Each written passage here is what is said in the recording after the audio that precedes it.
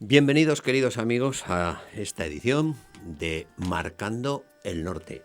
Bienvenido, don Jorge Fernández Díaz. Bien hallado, don Javier. Porque este ya es el quinto programa que vamos a hacer. No hay quinto malo. No hay quinto malo. Bueno, ¿qué tal se lo está pasando usted?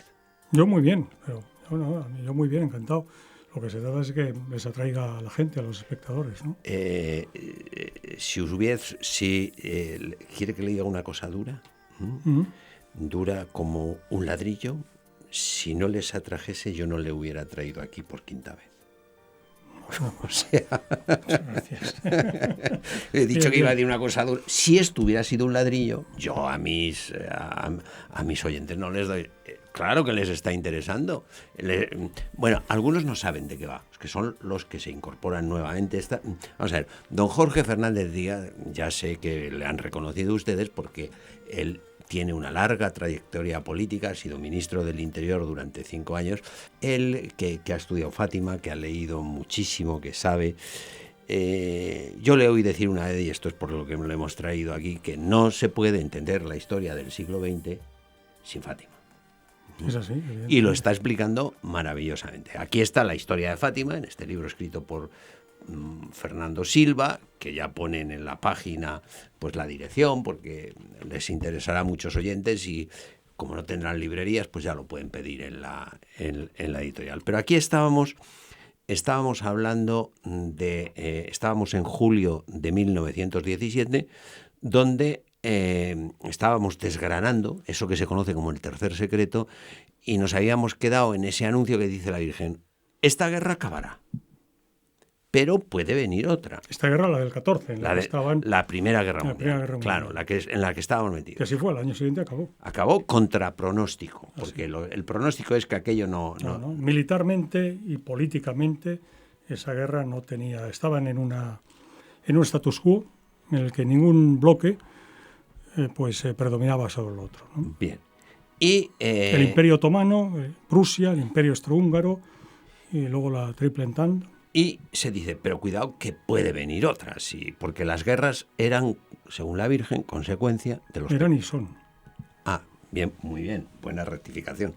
Eran y son consecuencia de los pecados de los hombres. Entonces, aunque tengamos que saltar un poquito en el tiempo, vamos a seguir... Es inevitable cuando se habla de Fátima, perdón. Claro. ¿Por qué? Porque estamos refiriendo unos hechos del 17 que tienen una dimensión profética y que ha sido en las postrimerías del siglo XX pasado en que se han cumplido esas profecías de la Virgen en relación a lo que la Virgen llamaba en 1917 Rusia, Sí.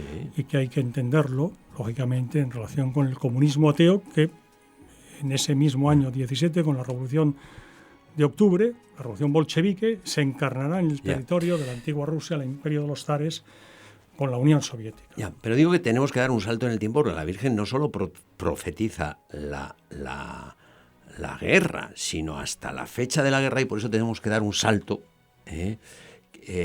y pasar del 17 y cruzar incluso la frontera de Portugal entonces, me parece.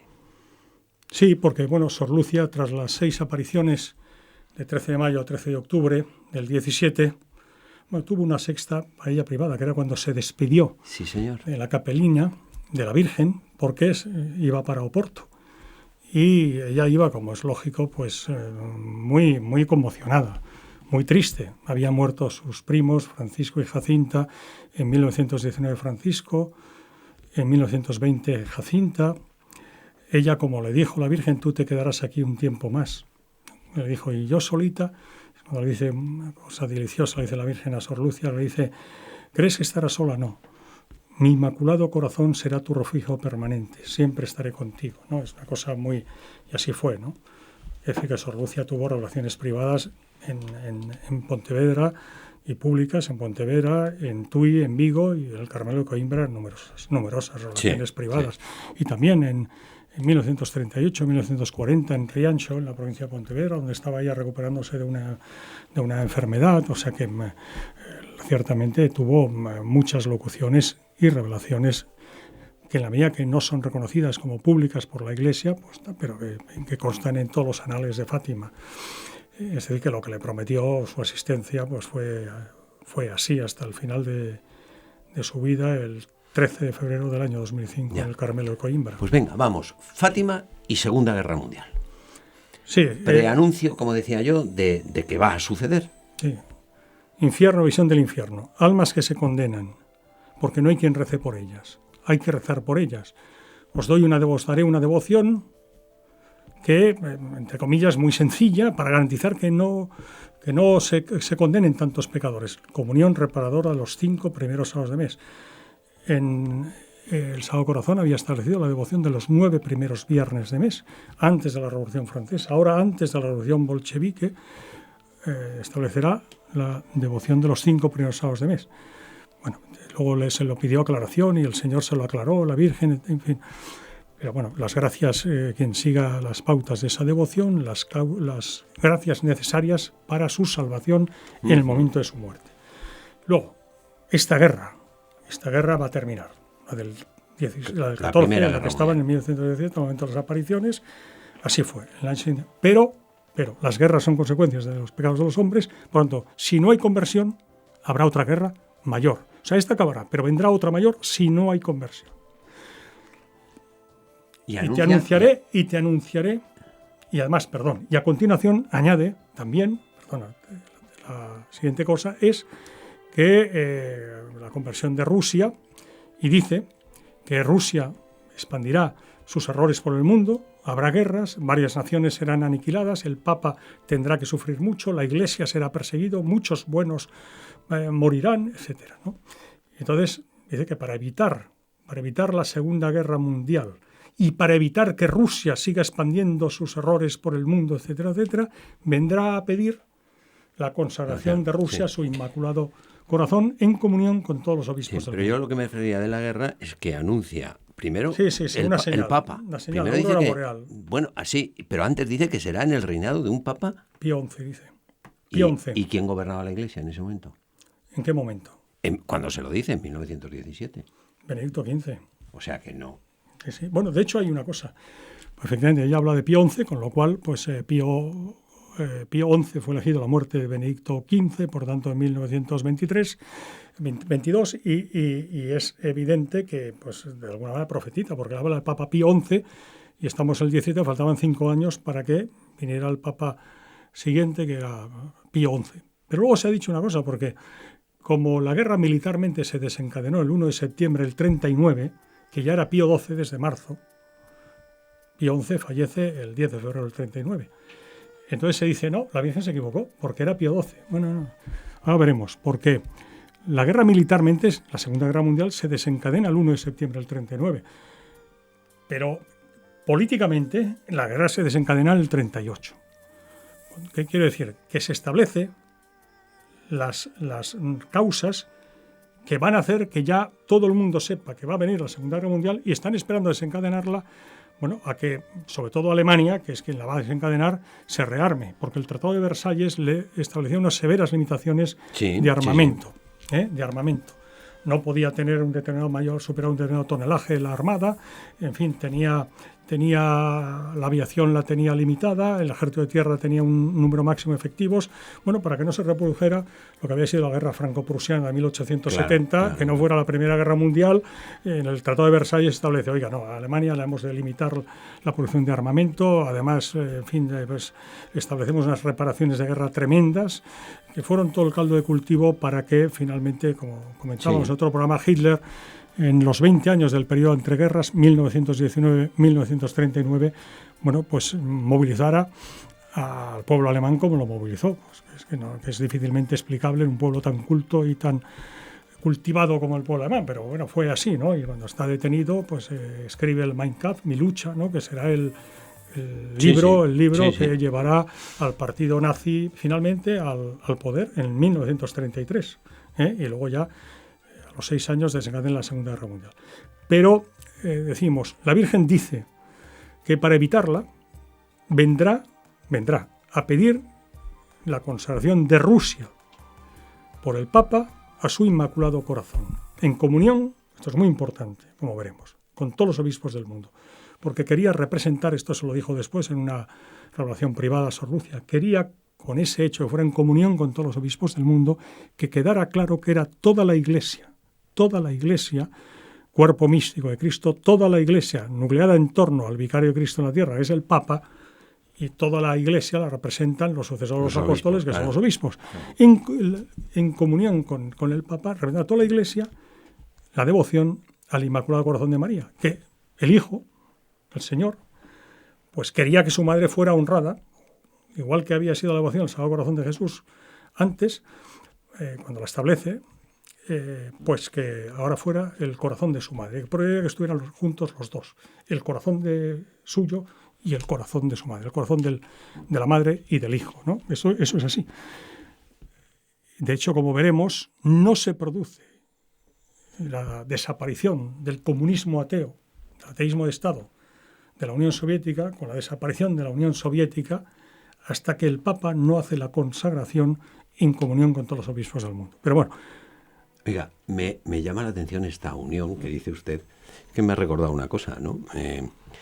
Cómo el Señor quiere que su madre y tal, las diferencias que tiene en el nombre, sobre todo por esta gente que algunas dicen que la devoción a la Virgen aparta del Señor. Y me he acordado del título de su prólogo. A ver, ¿cómo se titula su prólogo? A pedir enfrente. No, pero bueno, ahí el Papa Juan Pablo II, ¿qué es eso que tenía el lema episcopal totus tuus, eso viene de San Luis María Griñón de... A pedir enfrente. Bueno, ¿me deja un segundo esto? Sí. No, es que esto sabemos que hay una corriente que considera que una excesiva devoción a María puede hacerle sombra a su Hijo, a Jesucristo, siendo así que, es evidente que Jesucristo pues es nuestro Redentor, nuestro Salvador, y pues en fin, a Dios pues, se va pues por medio de Jesucristo, y por eso todas las oraciones, todas las peticiones es por Jesucristo nuestro Señor. Pero la Virgen, que es conocida pues la omnipotencia suplicante, ¿no? Pues la Virgen, pues en fin, no se entiende si no es en relación con su Hijo. A Jesús se va y se viene por María, ¿no? Y esto lo explicó magníficamente Juan Pablo II, cuando él lo cuenta, ¿no?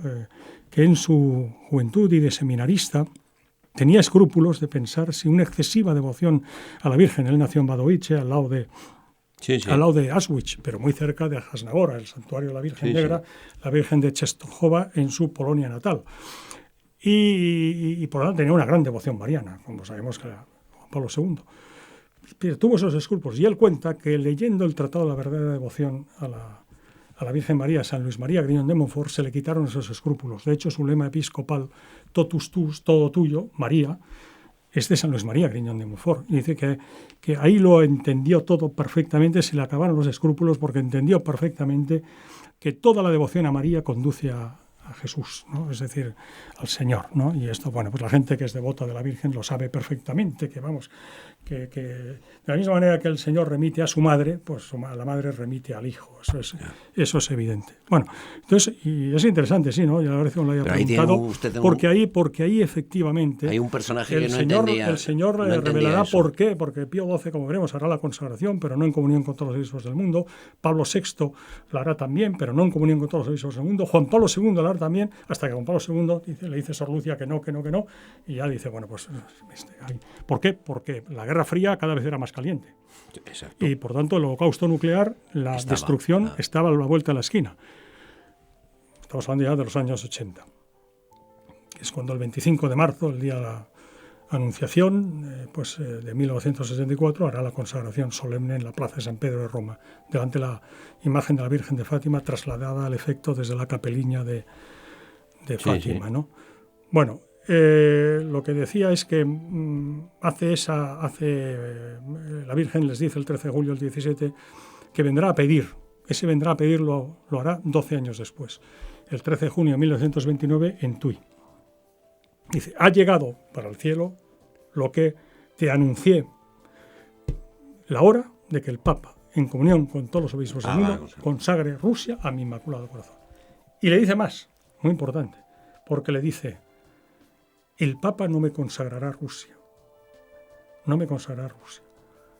aunque nunca será tarde para acudir a mi corazón y al corazón de Jesús. Y dice, cuando veáis una noche iluminada por una luz desconocida, sabed que es la hora de que el cielo va a descargar su ira, hay que entenderlo en el lenguaje bíblico, Claro. sobre los hombres por sus crímenes y pecados. O sea, dice que va a venir la Segunda Guerra Mundial, que le había dicho, estamos en el 29, que le había dicho 12 años antes. Faltan 10 años para que se desencadene la guerra. Estamos en el 29. La guerra va a ser en el 39. Faltan 10 años, pues. Y dice, cuando veáis una noche iluminada por una luz desconocida, es la señal de que esa guerra se va a desencadenar. Y efectivamente esa señal fue la conocida como la aurora boreal, 25 de enero de 1938. Cualquiera que entre en internet y pone aurora boreal de Fátima o aurora boreal del 38... Lo cierto, mi madre me lo había contado, ¿no? Bueno, pues en fin, los periódicos de la época, todos los periódicos de la época, el 26 de enero, el ABC de la época, en fin, todos los periódicos de la época, de toda Europa, de Estados Unidos, apareció, porque, claro, según las latitudes, pues las horas, pero en España concretamente, cuando ya el 25 de enero, a partir de las 8 y pico de la tarde, pues de repente el cielo apareció rojo, una cosa impresionante. Entonces, la verdad es que los astrónomos, como no sabían darle explicación a ese fenómeno, hablaron de una aurora boreal y se inventaron teorías científicas para explicarlo, lo que era de manera natural inexplicable. De hecho, Sor Lucia, desde Tui, escribió, cuando vi eso, que era la señal que la Virgen me había anunciado 9 años antes. Dice, y supe ya que efectivamente se iba a desencadenar esa guerra que le había pronunciado. ¿Y eso se produce el 25 de enero del 38. Es curioso una cosa, a mí me ha llamado la atención lo siguiente. Bueno, eso ya repito, eso está en la historia y cualquiera que entre, la aurora boreal del 38, decía que mi madre estaba interna de niña y tal, y recuerda que las monjas, cuando veía el cielo así, asustado, es el fin del mundo, y estaba entonces, cada uno que tenía... Ahora mismo, Jorge, cualquiera que entre en internet puede consultar periódicos digitalizados del día 26 de... El 26 de enero del 38, está en todas las portadas de los periódicos estaba, porque fue un fenómeno absolutamente inexplicable. Y se le conoció como aurora boreal porque había que explicarlo. Había que llamarle de alguna manera. Bien, el día 25 de enero es la conversión de San Pablo. Y llama la atención que la Virgen que en Fátima está insistiendo en la conversión, que las guerras son consecuencias de los pecados de los hombres, que si no hay conversión vendrá otra guerra peor.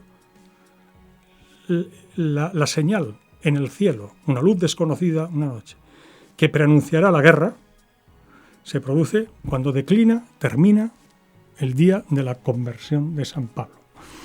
Bueno, unos días después Hitler invade Austria, se produce el Anschluss, anexión. Poco después se anexiona a los Sudetes, Checoslovaquia de la época, y por tanto, políticamente, año 38, ya la guerra es cuestión de tiempo, que Hitler encuentre el momento más adecuado, tiene que rearmarse precipitadamente.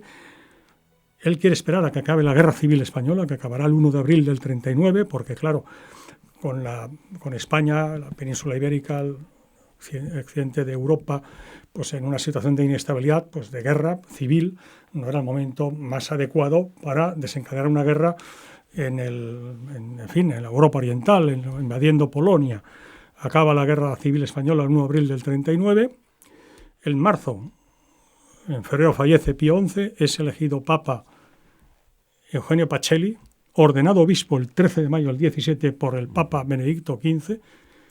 En Fátima y Roma se producían 2 acontecimientos simultáneos, como este. Y de la misma manera que Benedicto XV es elegido a la muerte de San Pío X, cuando empieza la Primera Guerra Mundial, Pío XII, que es ordenado Papa, obispo, el 13 de mayo del 17, es elegido Papa cuando va a comenzar 6 meses después la que será Segunda Guerra Mundial.